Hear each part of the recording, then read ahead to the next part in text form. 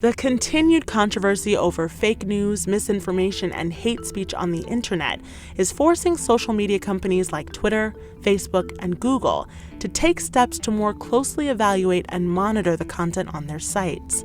Twitter has long grappled with complaints that some users repeatedly post abusive and harassing messages.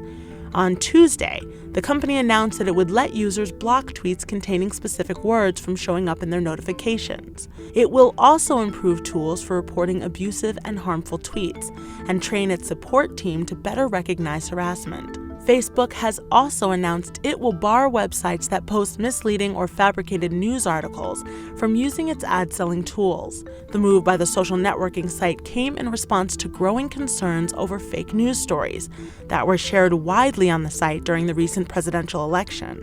One such report said Pope Francis had endorsed Donald Trump, while another said the Clinton Foundation bought $137 million in illegal firearms. Neither of those reports were true. On Saturday, Facebook chief executive Mark Zuckerberg vigorously defended the company against criticism that fabricated and misleading news reports on the site may have swayed the outcome of the election. In a lengthy post, Zuckerberg said that less than 1% of the site's worldwide content could be classified as fake. Overall, this makes it extremely unlikely hoaxes change the outcome of this election in one direction or the other, Zuckerberg said. Executives at the company have been apprehensive about taking steps that suggest Facebook is restricting free speech.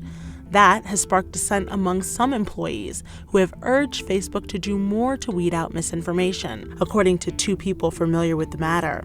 Until recently, Google's parent company Alphabet Incorporated had for the most part avoided the controversy surrounding internet propaganda.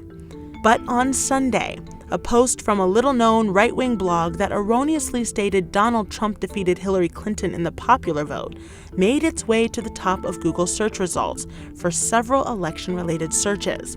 Hillary Clinton is leading the popular vote by almost 700,000 in the journal's latest tabulation. Google announced it too would ban fake websites from using its ad-selling system, which will likely hurt those sites' revenue and incentivize them to get facts right. The moves by Twitter, Facebook, and Google may not fully address users' and critics' concerns, but they highlight the growing power social media sites have over the flow of information and the struggle technology companies now face, preventing their platforms from being havens for misinformation while not censoring free speech.